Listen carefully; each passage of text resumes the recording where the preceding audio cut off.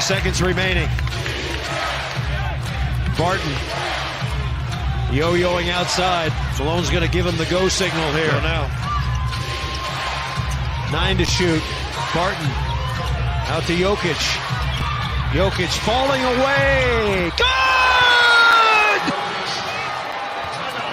Nikola Jokic. It's another miracle. Hello, Serbia. Jokic buries it. He's telling the official he thought he got slapped on the arm again. It's a two-pointer. Rattling home.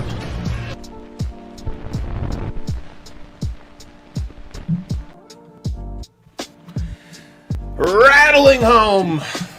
There's a lot going on. It's not a Nikola Jokic buzzer beater if he's not asking for the foul call. or if he's jumping off of 2 feet. Who does that? My favorite little detail is the Michael Porter. Like, he has like a hilarious reaction. To raise the roof? Yeah, it wasn't to raise the roof. I think he was saying it's good, but just in utter disbelief or just hilarious. Because that's how it was. So I remember that moment because I was on Slack with everybody and I was on delay for whatever BS stream I had to watch the game from. And I just saw the chat, everybody going LOL. And I was like, oh, I'll bet Jokic hits a game winner here coming up in the 30 seconds. I love how that's the reaction after Jokic's game winners. It's just hilarious. So welcome in everybody to the DNVR Nuggets podcast. How's my volume? I got it. People in the comments have to help me out with this. Is it low? Did it go low again? It's strong. It's strong. You'd say strong to quite strong. Strong. This program that we use here, StreamYard, it does some weird things. In an effort to make it easier and simple, it sometimes messes with volume levels when it thinks you're too loud and makes you quiet. So, it always sounds great to us, but you guys can help us out in the comments if it does dip down. Sorry to break the fourth wall there. Unbelievable. I got a full squad here today, guys. Whole squad's ready over here to my right. Yo, man. B-Vote. Is he ready?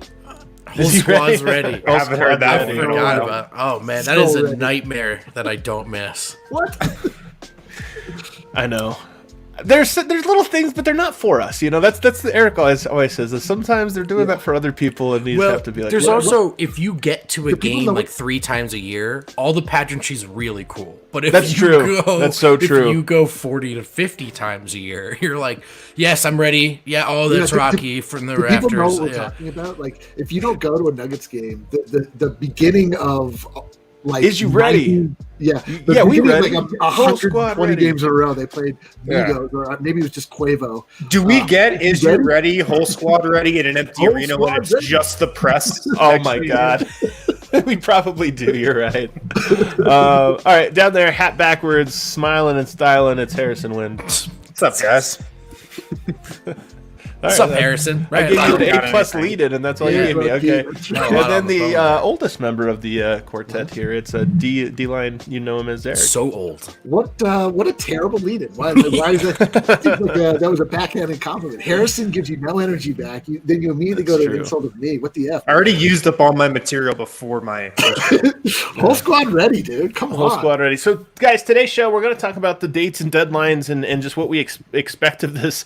We are in it. We're in it, guys. The NBA draft here just a week and 1 day away. I know the trade season is upon us. I think trade rumors going to be coming out now, and then obviously next week we could have everybody's saying it's going to be a crazy year, so we're going to talk about that, a crazy trade period where there's going to be stuff flying around.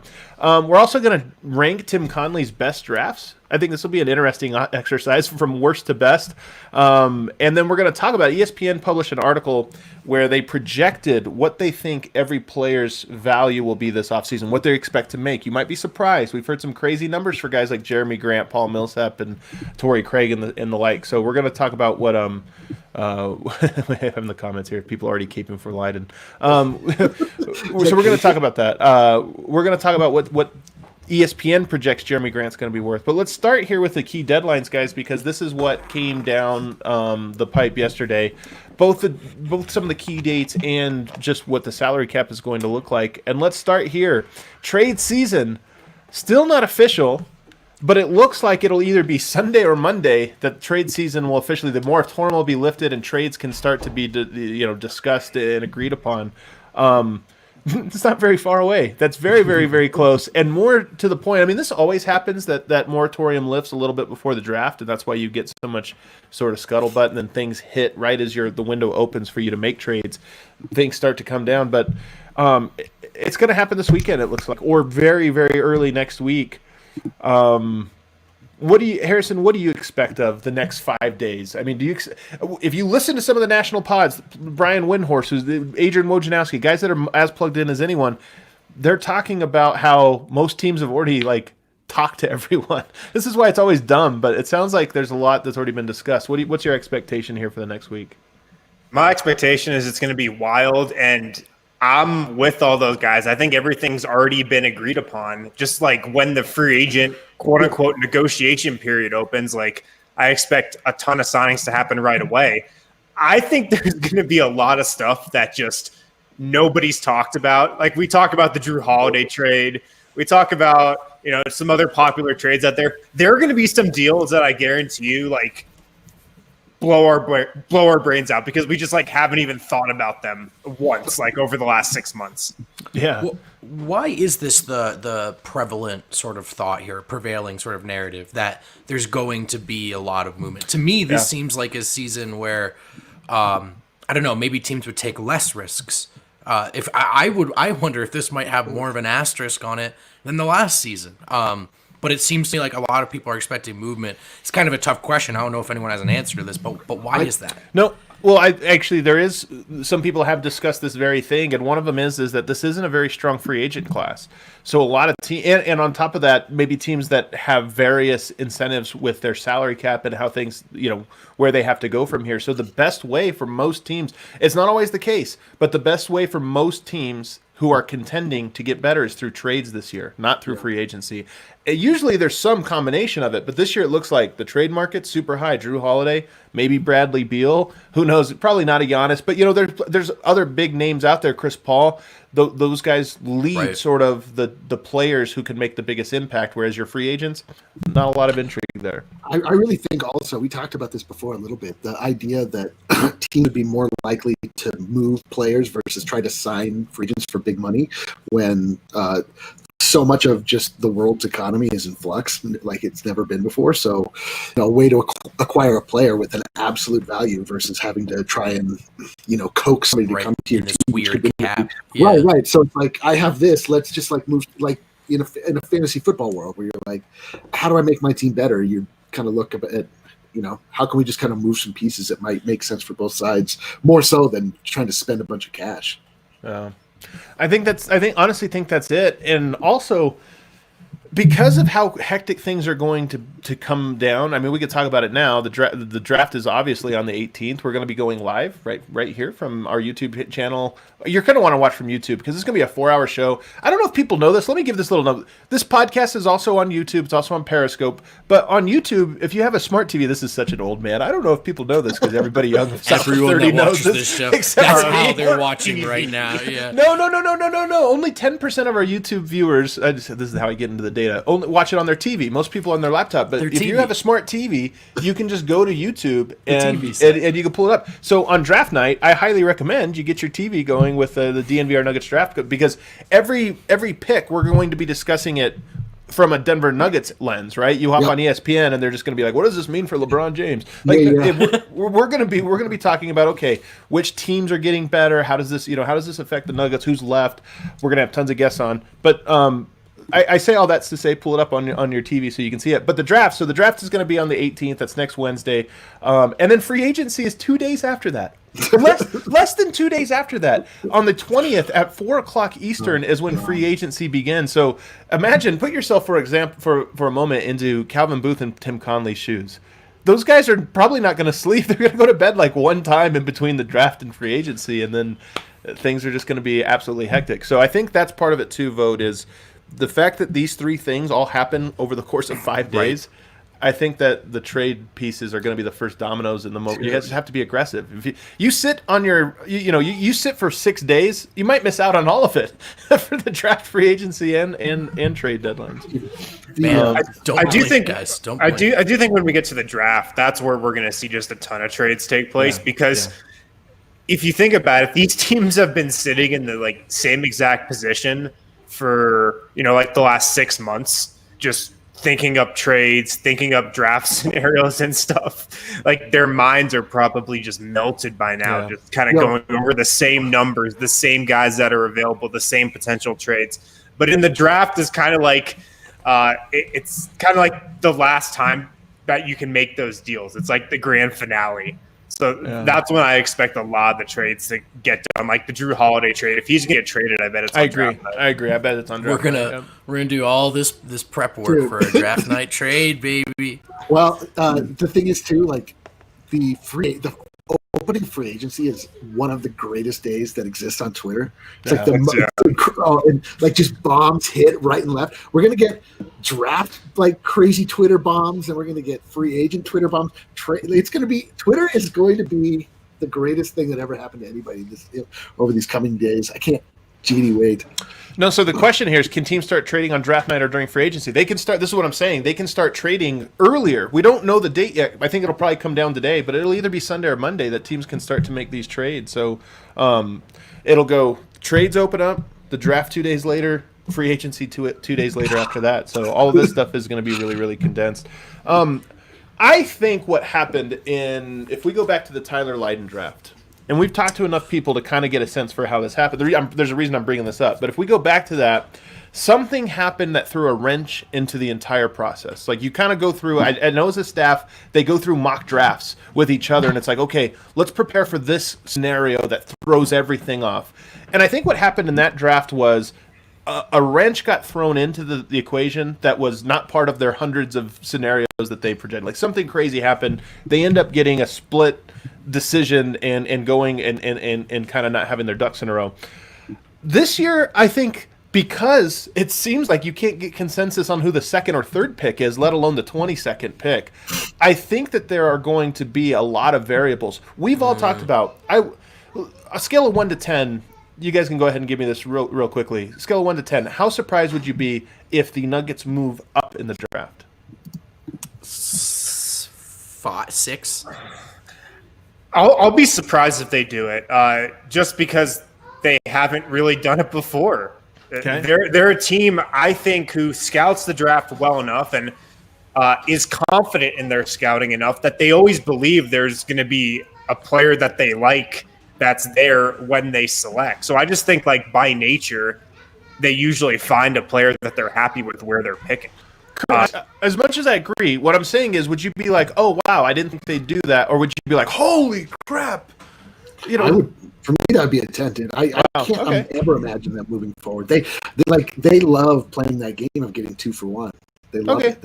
All right. We've just never seen them do it outside. So of you just guys in would the be second surprised. round. I wouldn't be that surprised, even though I don't think it's going to happen. I would be like a 7, meaning I'm not predicting it would happen, but if it happened and they move up to 15, I'd be like, oh, okay, that was on my radar, even if I didn't think likely. What do you guys, same question, but if they move back in the draft? 0. I would not be surprised either. I would. Well, you just said you would be surprised, so now you're saying you can't say you wouldn't be surprised either. You just said you would be surprised. I think there's a much more likely scenario where I think the most likely scenario is they pick somebody at 22. The second most likely scenario is they move back. The third most likely scenario is they move up.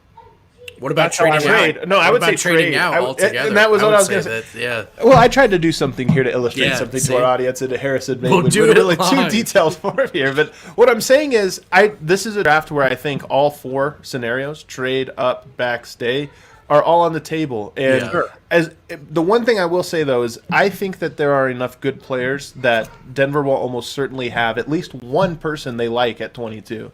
Meaning, unlike maybe that Tyler Lydon, I know they moved backwards, but I don't think they're going to get to a spot where they, are like, oh crap, all of our guys are gone. What are we going to do? We don't have a next option here. I think if they get to 22 and they didn't get their main guy, they didn't get their second guy, they didn't get their main trade, whatever. I think they'll be like, okay, cool. Our B+ options here, and we're going with that. So That was a long way of illustrating this point, I suppose. So what you're saying is you think that they'll stay put? Yeah, I do. I actually do think that's probably the most likely scenario is they stay put. Vote, is that you think so as well? There's just a lot of good players. I've been saying that the whole time. That's exactly it. I just think someone's going to slide. Yeah. And I think you hit on it earlier. Like, by pick 12, I think a lot of teams are going to be looking at their big boards like, I didn't have that guy going yet. I had no idea that team was going to take that guy. I think there's going to be confusion. But again, I don't think there's much urgency to nail this pick if you're Denver. I think you can sort of sit back at 22 and just say someone talented, someone worth a look will come to us. Yeah, it seems like the other factor is that they've always been trading more attractive picks too. Like the 22nd pick is like not that attractive to court some kind of assets coming back. I mean, when you're like 15 or you're in the lottery or something, it's a lot easier to like package those picks, move back, still be in like a decent spot to get who you want. So that does make sense. I'm sure they will. They have never been in this position though, where they're picking in the 20s in the first round. They've been in the lottery. They've had a draft like last year where they didn't even have a first round pick. Yeah. So I do wonder if that, I envision them Tyler staying Lydon, at 22. 24th. Well, they started that draft at 14. Right. They traded back. They've never been in a scenario where they're starting in the 20s. Yeah. So another piece of information here. Then start of training camp December 1st. So, I mean, here's what's funny is we always know you draft a player, okay, we'll say the 18th, and then you go through the free agency period, which is going to be immediately after. When do you introduce the new player? Are they going to have a press conference? Are they just going to wait until training camp on the 1st? There's just no time. If you imagine that player, you never think of this. If it's a draft and stash, this is easier. But if it's an actual player, that player has to move. I know we never actually think about the logistics. And quarantine and move and all of this stuff. Like, think about this young player that is probably going to be 19, 20 years old, has to go to a city maybe they've never been to in their life, find a house or a home, and then, like, integrate themselves into a team. Like, it's just going to be a hectic.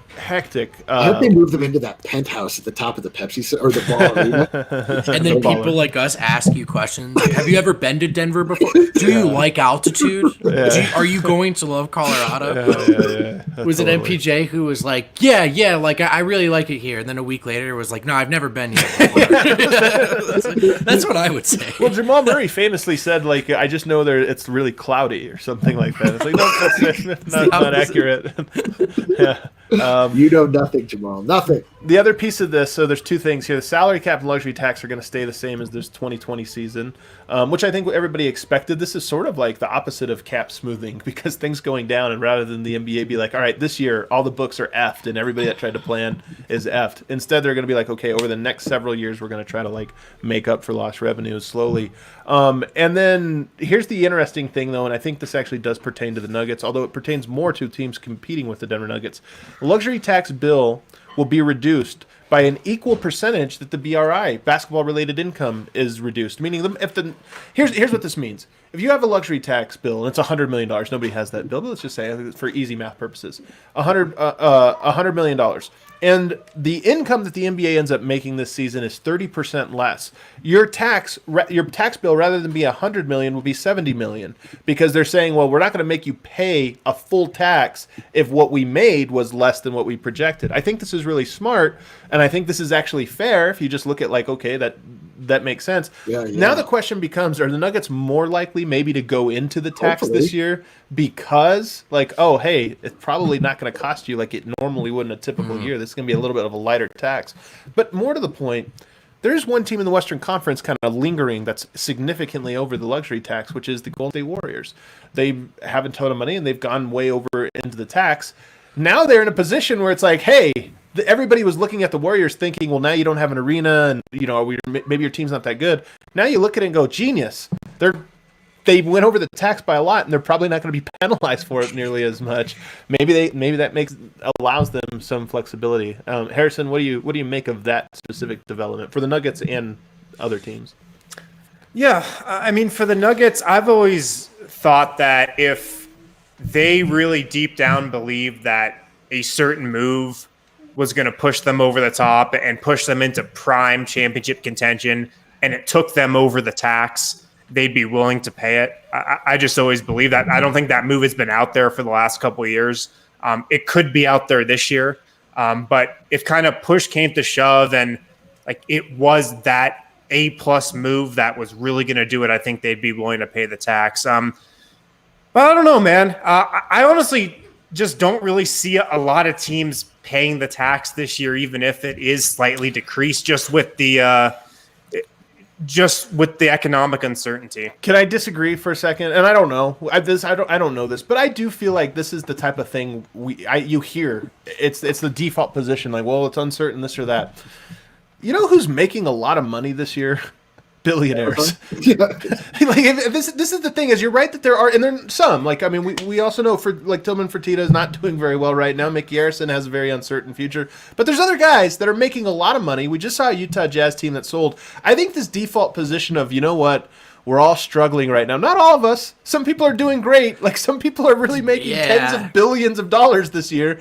And so I just don't know that. I do think that it's right, Harrison, that there are going to be some owners that are a lot more cautious. But I think there's going to be some owners that go, it's a lot of hype. I'm not really affected by what's going on in the world right now. I can grasp some power here. But owners might be making money, but the team is not making money. The team is still in the red. Their other businesses are, in the green, but their franchise and what they're making off like an operating cost of an NBA team is not doing well. So I think it might be tough to look at that aspect of say, okay, let's double down and spend the most we ever have right now. Right, they might not rounder. have cash on hand anyway, too. The other thing I'm always curious about how this works is like, a principal owner may have a boatload of money, but like, do minority shares and stuff have to be paid out? I don't really know how that stuff works, but I also know no one loves to play the tiny violin for themselves during poor economic times, quite like billionaires who are raking it in. The Crockies, whether or not it is the case that their cash flow is interrupted, that's right. The Crockies have never had a better excuse than we. I mean, they have that Ram Stadium they poured billions into, and nobody's there. Right. So, I mean, there's a lot of excuses, I think is a good word there, Harrison. And then also, like, there's levels to this. Not every owner has the same amount of wealth, and who has cash on hand to deal with a down year. I'm with Wind on this one. Yeah, it really comes down to, first off, like, whether or not the owner themselves are in it for the prestige or if they're in it for a business. Like, if the NBA itself looks to be a losing proposition from a business standpoint, then a good businessman would not pour money into it this year, even though you do essentially get a free bet from DraftKings in this way. Like, they're saying that even if you make the pick and it doesn't hit, like, you still get a free bet if that team scores. Like, so that is like very tempting, because this is like also like having a coupon. Like, you don't get this again. So if there's a team that like wants to win, like, I can see them absolutely. I'm telling you, there's going to be a surprise team out there that you're like, wow, they really spent a lot of money this year. I can't wait to see. And it's going to be because their owner's just like, I don't care. Philly. I want to see what Daryl Morey does over this 5-day span. It's going to be mind blowing. I believe the Philly's going to like be crazy. All right, Harrison, take us to our break. On the other side, though, we do have more stuff to talk about. Value, Jeremy Grant. What's ESPN projecting that Jeremy Grant is worth? We'll talk about that. Yeah, well, we've got the draft in a week, guys, and I know we've been pumping out those draft profiles. We've got Cole Anthony up on the website right now on DNVR.com. I just did a profile on Devin Vassell. I don't think Denver's going to be able to get him, but man, what a fit it would be. I know a lot of our listeners just come in via YouTube, come in via Periscope. There's all this written content on DNVR.com that you guys can read, not just about the Nuggets, but other Denver sports as well. So sign up for a subscription. Head to DNVR.com, hit up a 1-year subscription, and use the promo code Nuggets. We're doing this competition where every different beat tries to sign up new members. So help us beat the Broncos beat. Sign up now. I'm telling you, we're going to be doing our I can't wait for us to do our videos again on the preseason, talking about the players. They're going to be even better this year. That's one of my favorite things we did last year. But those will be largely behind the paywall. Yeah, you'll have a good 3 days to get them done. It's going to be great. Yeah, sign up for an annual subscription. Use the code Nuggets. You will get a free t-shirt of your choice, designed by D-Line. You know him as Eric. Eric, you know him as D-Line. from the DNVR Locker, a free DNVR mask. You also get a Nuggets sticker pack or whatever type of sticker pack you want. So hit that up today, guys. Awesome content on there always. And what do we got from DraftKings here? This Sunday will truly be a Sunday like no other. With this weekend's major golf tournament, along with both professional and collegiate football, there will be no shortage of action.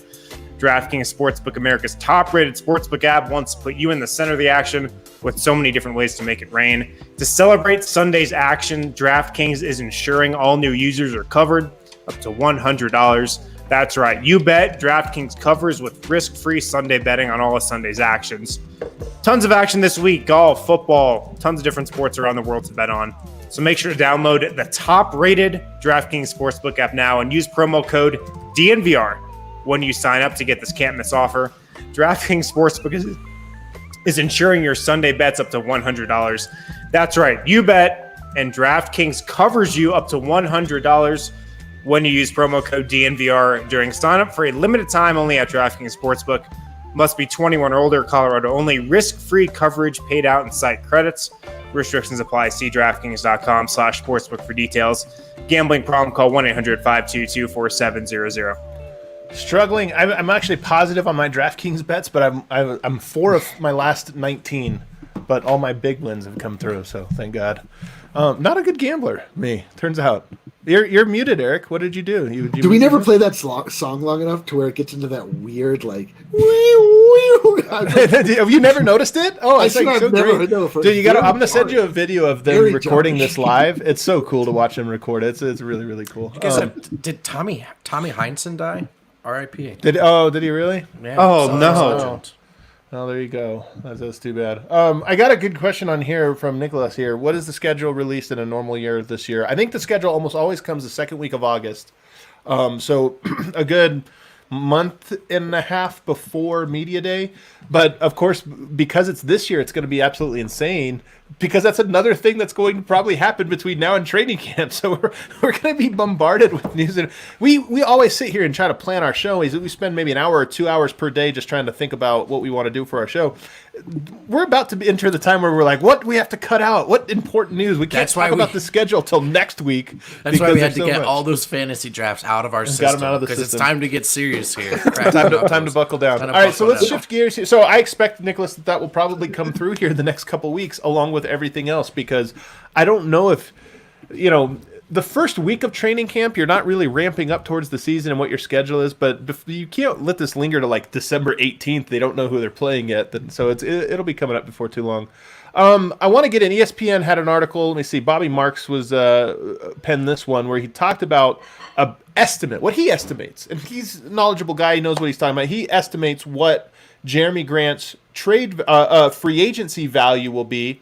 He goes through all the players actually, and he goes through them by position. We have heard so many people, mostly fans, but even other writers speculate about, 18 million, won't go above 20 million. I've always thought that was crazy. Jeremy Grant's a really good player. I don't think he's that. I think he's not a $20 million a year player. The projection, according to Bobby Marks, $12 to $14 million. Yeah. To me, that sounds right. Yeah. That's actually what he's worth. In fact, I would personally, I think he's probably right in the middle there. I think a $13 million deal, he might end up getting bumped up to 14. To me, would be like, yeah, Denver had to pay for him. I just thought I still think that $18 million that I keep hearing, some other writers or fans talk about. I just think that's absurd. Yeah, a lot of that came on the heels of that Lakers series. Remember how inflated his value got, like really quickly? Yeah. But again, it's also like we talk about this a lot. It's all just. It's why you can't ever look at one player and their contract, get your drinks out in a vacuum. I mean, like Denver will probably go up. I would say, like, for me, that line in the state would probably be around like 16 mil. You probably don't want to go higher than that. You can justify 16 mil if you're pretty darn sure you're going to contend for or win a title. Right. But if you're the Atlanta Hawks and you're trying to find your power forward of the future, I think, and I say this with a lot of respect for him as a guy and a player, I think you're fucking crazy to give Jeremy Grant 18, 20 mil. So it's relative value here. And yeah, I mean, I think if you're the Nuggets, you're definitely hoping Bobby Marks is right. This free agency class is a bunch of Jeremy Grants. I mean, that's the thing is, it's like Gallinari. He's a good player. He's not a great player, right? Like you would love to have him on your team, but you don't want to have him for 18, 20 million. And I think that's where Jeremy Grant falls. So this idea, I see Bobby in the comments here saying there's always somebody who will pay. To me, 16 million might be somebody paying. To me, 16 million is like, oh wow, good job on Jeremy. He overdid his value, but it's not insane kind of money. So. It's funny if you think about him in terms of who on our team we've paid that amount of money to. I mean, that's Mason Plumlee money, right? Like it's a little bit better than Mason Plumlee money. I think Wilson Chandler was making that for a while. They had you feel very comfortable giving Will Barton money. It's Barton money, I think. Yeah. I mean, and that feels right for that level of player, and it's also the in a vacuum, the concept. Wow, of just we're like, doing this a lot. It's just like you pay them what you have to pay, based on what you've paid your other pieces. Like if you want to retain him, but I agree. Like just if an absolute value for Jeremy Grant probably should be no higher than maybe 14 or so. What is this list of teams that's either been sort of like reported or people have put out there? They think maybe they'd be Atlanta. Yeah, it's like the Atlantas of the world. It's maybe the teams with cap room. The teams with cap space. And I don't know, man. I just don't know if they're going to do it. The Suns are the only team that's kind of on the precipice that would have room, I think, to offer Jeremy Grant like something that's competing money-wise with the Nuggets. But I just don't see it. I think Denver's going to come in with an aggressive offer right away, and an aggressive offer is probably like 14 to 15 million for Jeremy Grant. I think if they come in with that right away, Jeremy Grant wants to come back. The Nuggets want him back. This is the place that can best maximize his strengths and kind of diminish his weaknesses, in my opinion. It's the best spot for him. He's on a contender. Yeah, I think if Denver just comes in hard with something like that, quickly they get it done. That's always been their style too. We're going to kind of see how Denver views themselves as like, it's one thing to say like we see ourselves as like a really attractive destination for free agents, but if they just like go out and just like way overpay on the very first day, like they've done with Will Barton, like they did with Mason Plumlee, like it signals that they're like more nervous about that to begin with. And that's always been the knock on this front office. And to me, the defense was always that they had to pay those players what they paid them on the first day, because it was always like right away and way more than everybody was expecting. And it just I think the Barton contract was fine. And Plumlee was not right away at all. Plumlee was like the last one of the last free agents to sign. That Barton contract, though, not everybody thought it was okay. I mean, it's been fine. I think it's been fine. I agree. I'm just saying, like at the time, I think that it seemed higher than it needed to be. I definitely agree. Friend of the show, Bronco Squatch, brings up a good point here. Everybody thinks about having cap space as like you have to use that to spend money. There's other uses of cap space, including absorbing trades. And so I even if you just look at the very short number of teams that have cap space, I just don't know that it makes sense for them to pull the trigger on Jeremy Grant. Say, this is what we did to get – we saved free cap space for Jeremy Grant. That's why we did this. I just don't think that makes sense. Right. They'd rather take expiring deals and wait for a better – We've gotten this question a lot, and maybe we've talked about it before, but if Grant is too pricey, what are some alternatives? I don't know if there's great alternatives here because he does check a lot of buy. That part of the value of Jeremy Grant here in Denver is that he actually just fits so nicely. But you look at the Morris twins, both available. Jay Crowder, maybe Dario Saric, J. Michael Green. There's other guys that fill that sort of like mostly power forward but combo forward type players that can guard some positions. I just don't think any of them have the combination of like character, skill set, fit that Jeremy Grant has. For the Morris twins, ugh. I know that doesn't seem like that is not a Tim Connelly move at all. That is not. Yeah, JaMychal Green, or like a Mo Harkless, all former Clippers apparently is what we're doing. So. Jay Crowder's probably the guy I would look at as the best potential Jeremy Grant replacement. Or you're trying to draft that way, right? And that's 2-3 years out that you've drafted in approximate and they develop. So, moving along though, so some of these other guys, Torrey Craig. Anybody have a guess on Torrey Craig? What's he expected to get according to Bobby Marks? I do not. $4.5 million. 2 to 4 million. 2 to 4 million. That's really cheap. What was his last deal? I think it was in that same range. I think so off the top of my head. Yeah, so I'm gonna look it up right now. Not a ton of money for Torrey Craig. Paul Millsap. This one surprises me a little bit. What are our guesses for Paul Millsap? Paul Millsap. Now, I mean, now that you said it surprises you, I'm going to say... Well, it's mildly surprised. I shouldn't have said anything. $6.5 million. Good guess. I was going to say 9. So Bobby Marks projects 6 to 8 million. So again, a little bit below that MLE number for Denver. I mean, this is good news for Denver. This is good news for Denver if these guys are projected to be so low. Noah Tucker nailed it. It was 7 million. Yep, there you go. Look at that. The thing about Millsap, and I've always said, is that him moving on. I wonder if Denver can get him even cheaper than that. Just as a, hey, we just paid you $90 million. I was an overpay. Take a little bit of a deal. Plus, do you really want to move your family during a pandemic? Probably not. I mean, also, like, Millsap's trying to win.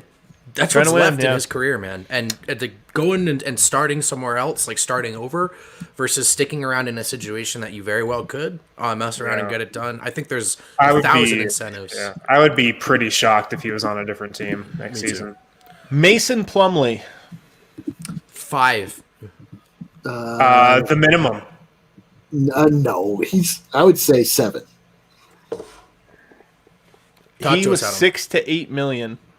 That surprised me. Same as Millsap.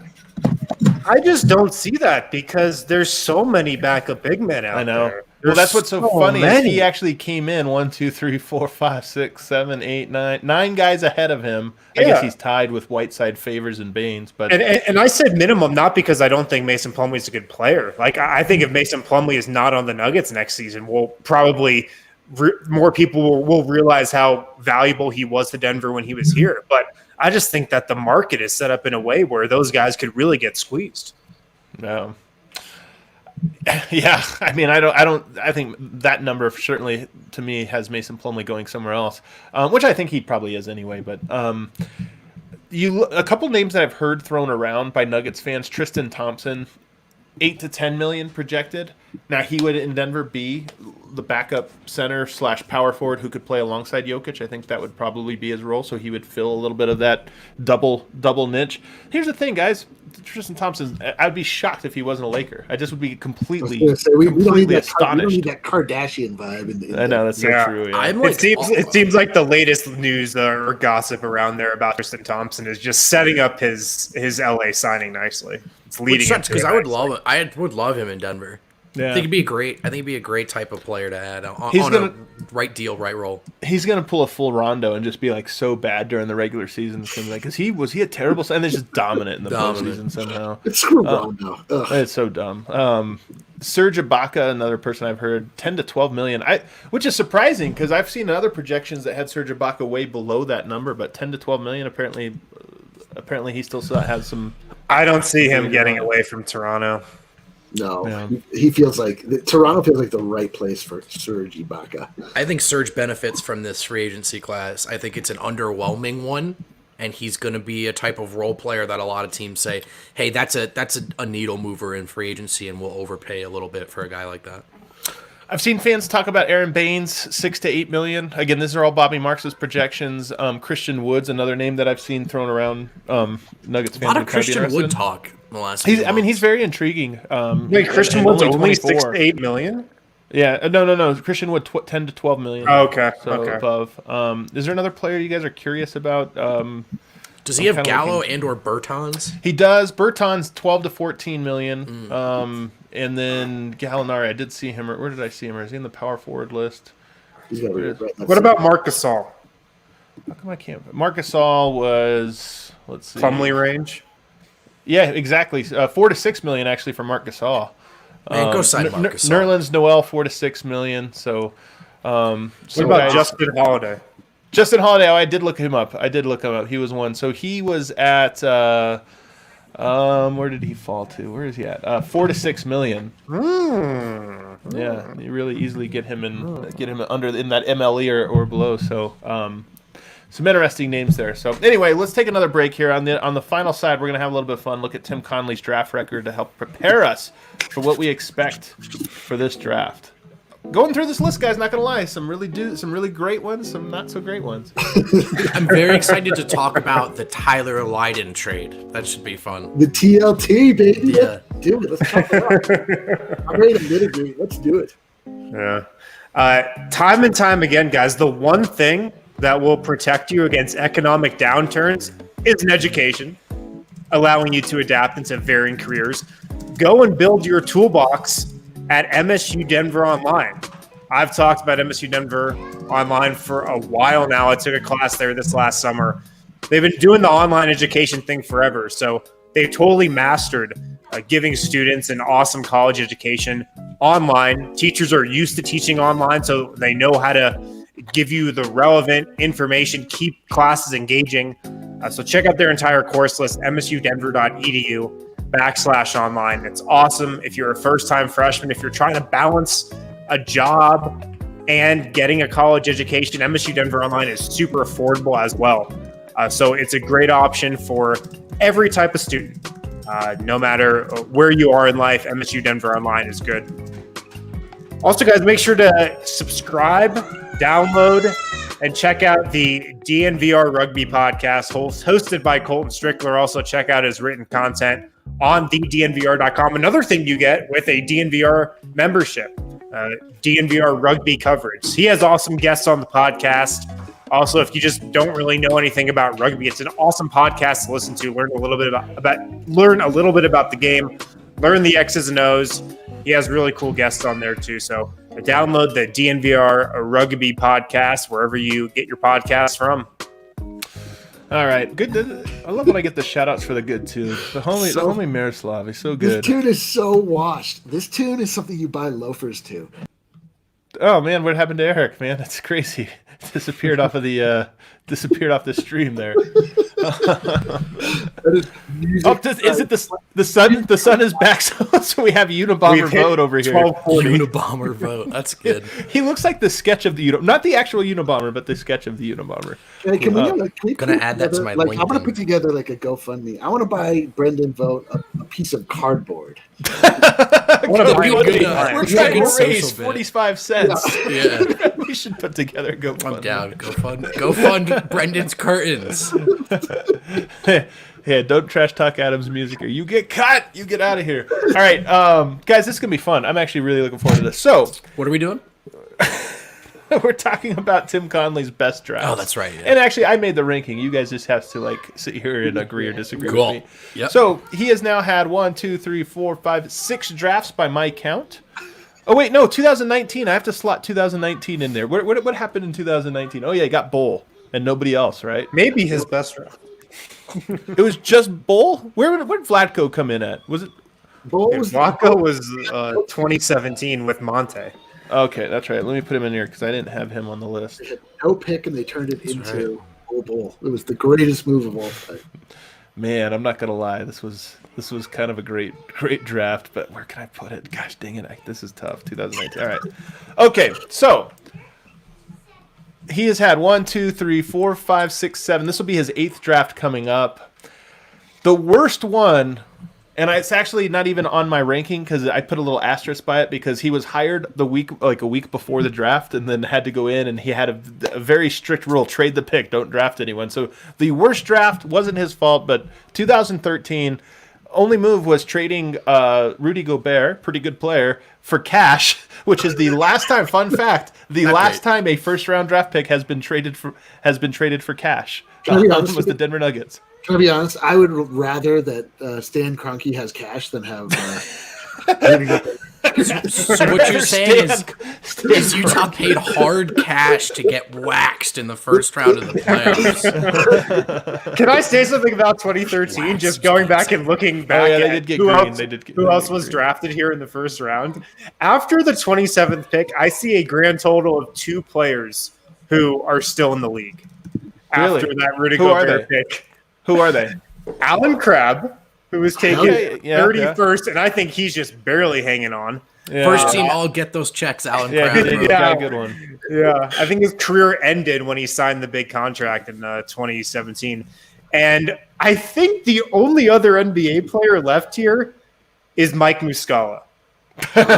You're right. Raul Neto also picked up in the second round. But there weren't that many great players out there. Let's be honest. Yeah, it wasn't good. But I mean, Gobert was out there. Although it's that whole butterfly ripple effect thing. Like if you have Gobert, you probably don't have Jokic. Whatever. So Yeah.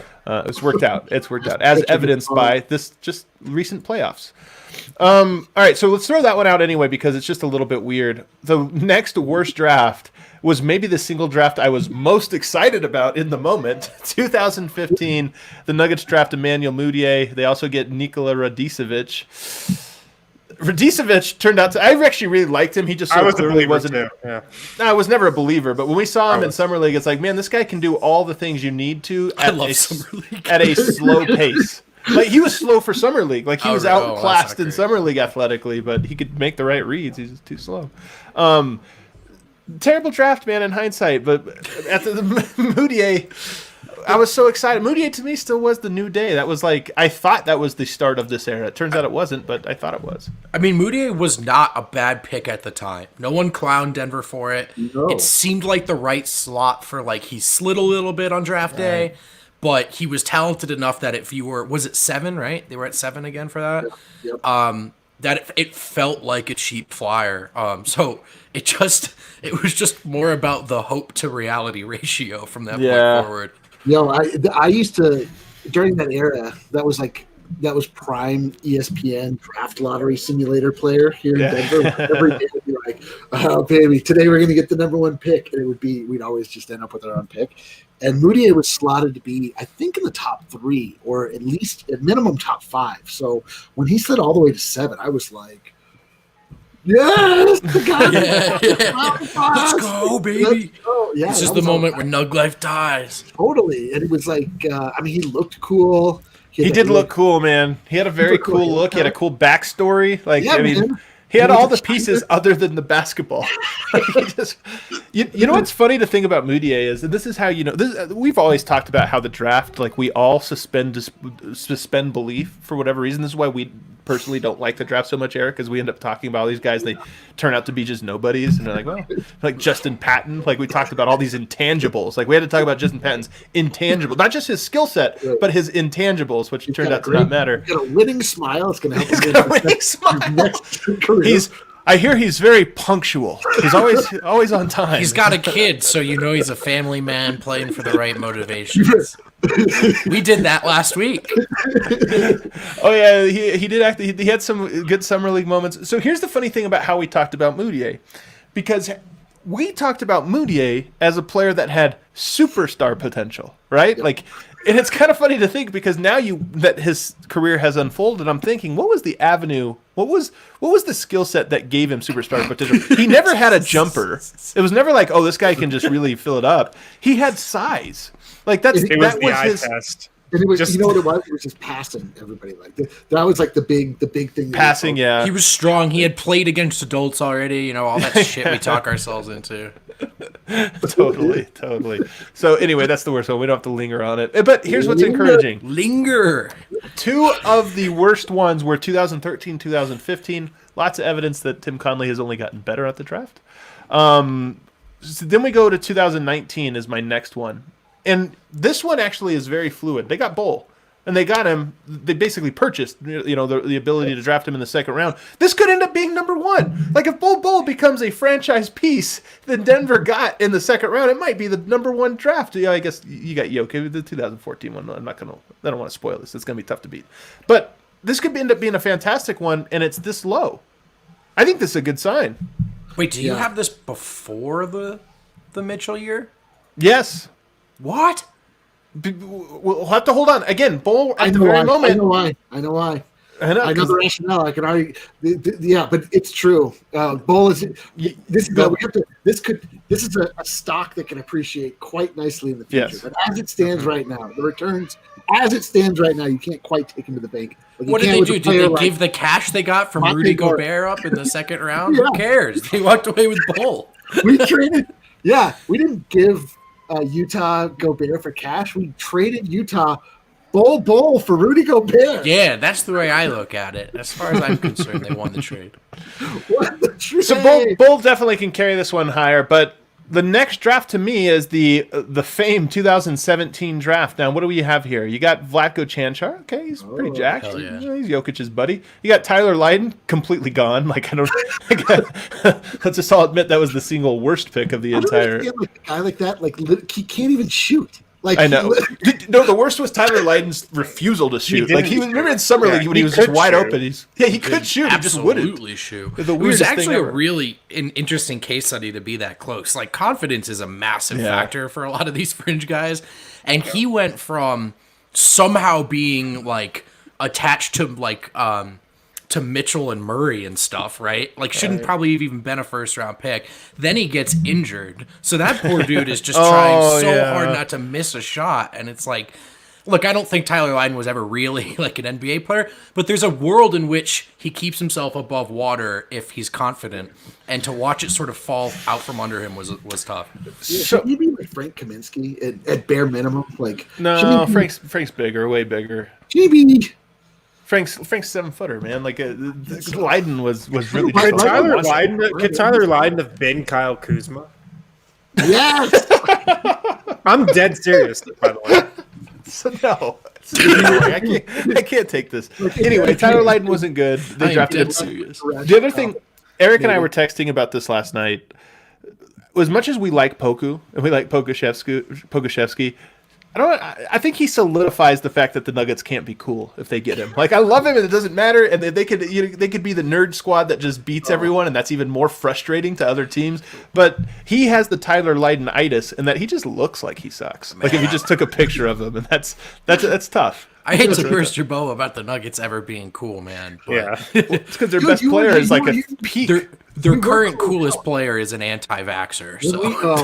That is no bearing. Cool. The Nuggets have the potential to be cool. We had Carmelo Anthony and we had Allen Iverson. We were cool as hell.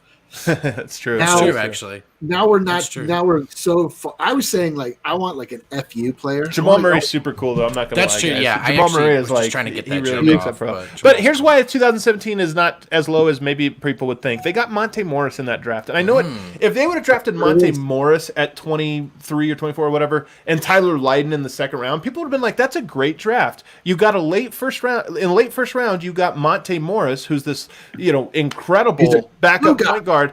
Glue guy, great teammate, and then by the way, he was an impact player this year in the playoffs. How many guys drafted in the 20s can you say that about just 3 years into their career? So to me, that draft, it just happened in reverse order, and the Donovan Mitchell thing and all that stuff happened, but they still got a player out of it, which is how many teams are going to get a player in this draft? Maybe 20? Right? And most of those will be like the lottery teams will end up with a player, but there'll be a lot of teams that just don't get a player this draft. They draft somebody, doesn't turn out, and this year was wasted for them. Big facts over here, Mars. That's totally Well, great facts. Just the fact that they have 2 second rounders from this draft on their roster right now is pretty incredible. Like a second rounder is a success story. Like if he just makes your team at some point. I almost feel like, and to have 2 of those guys in the same draft and Vlatko and Monte. Vlatko won them a game. One of our favorite games of the whole year. Don't look over the fact that literally like 80% of the Nuggets roster is made up of second round draft picks. It's like they're all about like overachievers over there. Man, if Vlatko somehow turns out to be a rotation piece, like he just keeps getting more and more jacked, and it's like he's awesome, that draft will fly up the board. Although the top 3, so now we get into our top 3 Tim Connelly drafts, and they're all bangers in my opinion. Bangers. Number 3, and this is almost a distant third. Porter Jr., 2018, Michael Porter Jr., Thomas Welsh, Jared Vanderbilt. Okay, Thomas Welsh, whatever. That was the last pick of the draft, or like second to last pick. It provided votes. Like I don't know, it's a good pick. Yeah, I didn't mind it. Take your headphones off. Jared Vanderbilt, never quite panned out here in Denver. Is probably starting to get a little bit. Next year he's on the clock. He needs to show something, but doesn't matter. Michael Porter Jr. turns out that draft was so good that it got Doc Rivers fired because Michael Porter Jr. being so good that Steve Ballmer completely lost his mind and was like, "F this! Why did we not pick him?" That's a really good draft. And we were saying last night too, like the real issue with Jared Vanderbilt in Denver is that his time came before male form corner here on the DNVR show. He would have been a male form corner all-star, top tier. I think the peak of my homerism, like I gotta back myself out of this, was when I had Jared Vanderbilt like listed as one of the Nuggets' assets. You know, like in my mental shit. yeah. I was like really talking about, I'm like, I don't know, man. I think teams might be He interested. looks awesome. No, I know, but it's just like every team, if you are in a certain bubble or corner of the universe, you can talk yourself into every second round pick. Yeah. Oh, You know? totally. And then they get Meanwhile, one he was- pass, and then Yeah, you'll meanwhile, never- he was worth like 1/4 of one late first round draft pick. yeah. Dude, I'm telling you, if you watch, the strengths and weakness videos of second rounders, the weakness video, you're just like, these guys suck, man. Like, can't really dribble or put the ball on the floor. Can't bad back to the basket, face to the basket. Like, geez, okay. Shooting numbers are bad, but the mechanics are incredible. But the mechanics are also bad. Low overall skill level. Low skill level. High motor, very coachable, not very good. My favorite part about just the draft process in general is always like, as soon as he starts to get with NBA level coaches, he'll be better at his jump shot. It's like, has he just had terrible coaches? It's not him. It's his coaches. No one's taught him how to correctly shoot a jump shot his whole life. Like, all right. I'm getting this correction from Mr. G here. He says, never judge a book by its cover. I'm not judging him by his cover. I think he could be very good as well. I'm just saying he's not cool. He could end up being really good and never cool, which I think is very, very likely. You can judge coolness by its cover. Yeah, you can judge Absolutely tried to put my cool Also, I've cover. never bought the Porzingis. And Porzingis got the Knicks treatment where Knicks fans just irrationally pumped up his coolness, but he's also not cool, guys. Porzingis is not cool. All right, top two drafts, and this is neck and neck. It's not really neck and neck, but they're two bangers. 2016, Jamal Murray, Malik Beasley, Juancho Hernangomez, Peter Connelly. That's an all-time Forgot draft. about Peter. Peter Connelly, the list drops off at the end here a little bit, but that guy, we were having a good laugh about him. That guy, oof, he was rough. But Murray, Beasley, and Juancho, when you just look at talents, Murray turns out to be top 3 player, top 4 maybe from that year. Actually, easily, I would say. And then you've got Malik Beasley, who's a great value pick. I know some of the stories, guys, from the off-court stuff just keeps trickling out, and it's worse and worse, I feel. But hopefully it sounds like he needs help, and I hope he gets the help that he needs. But as a basketball player, fantastic, especially for where he's drafted. Juancho Hernangomez is still a really good player. Gave us lots of good memories. A team Hollywood was willing to star. trade for him. So getting 3 players like that in one draft, especially when you didn't and have a one top movie 5 star? pick. Yeah, Hollywood star. Yeah. Hollywood star. That's a banger. That's a hell of a draft, man. That's a hell of a draft. I remember the thinking going into that night was like, no way Denver uses all 3 of these picks. No way. Like, they'll definitely use 1, maybe 2, but they will definitely not use all 3. And they came out of it with 3 NBA players. Yeah. And Peter Connelly. But then, of course, the number 1 draft, it's probably the number 1 draft of the entire decade of any team, any GM. 2014, you pick up Gary Harris, you pick up Yusuf Nurkic, and you get Nikola Jokic at 41. So anytime you can get Jokic, the best player taking in the second round of the last decade, I don't know who he'd be contending with, but that's pretty damn good. You got a top 10 player in the second round. And oh, by the way, your other 2 picks were really, really freaking good too. Nurkic, who's like a top 6 or 7 center in the NBA. Gary Harris, who's had some great moments. And, fantastic for even the Gary Harris we have now, relative to where he was drafted, great pick. That's fantastic. Dude, go ahead. Well, like how everything shook out from that moment, it wasn't all ideal, but they flipped Doug McDermott into Gary Harris and Yusuf Nurkic. Like that's a move. That's winning the trade. Ultimate judgment. That is, yes, Doug McDermott turned into Gary Harris and Yusuf Nurkic. People were so pissed about that trade when it happened. Nuggets fans were so pissed. Like, dude, we had Doug McDermott. Yeah. Oh, I was college forever. Yeah, he was going to be Dougie McNugget. Doug McDermott actually has matured into a nice little role player, but it was not well received at the time. That's for sure. He did single-handedly beat us one game, and I questioned whether or not we'd lost that trade. The funny thing, man, if the Nuggets just get OG Anunoby in that draft, he goes 1 spot ahead of where they were picking for Tyler. If they do that, Tim Connelly literally has nothing but great drafts other than the Moutier draft. Like that, he would have that one, which was one of his first. Then he would have had like 5 of the best 10 drafts of any team of the last decade. It would have been incredible. Moral of the story: Plan B's important. Probably good to develop them going forward. Well, that seems like that was like Plan C, right? I mean, I don't know, man. Going from let's trade back to OG to oh shit, what do we do? Just take Tyler Lydon? Like, I don't think there was a backup. Oh no, they wanted Anunoby. They wanted OG. I know, but they wanted Trey Lyles really badly for some reason. They like really liked him the year before, and so they figured that they could get both. It was going to be such a coup that they could get Trey Lyles. I'll tell you what, though, if the Nuggets just had Anunoby right now on top of all the other players they have, it'd been like, oh my god, Nuggets might have won this year in the bubble. It's so close. Everything is so close. Thanks for tuning in, everybody. This was a fun one. I thought informative and lots of fun discussion as well. Look forward to it. Tomorrow marks 1 week until the NBA draft. Things are heating up, everybody. Thanks for tuning in. See everybody next time. There. See ya. Get some cardboard. Some cardboard. Go fund me. Cardboard.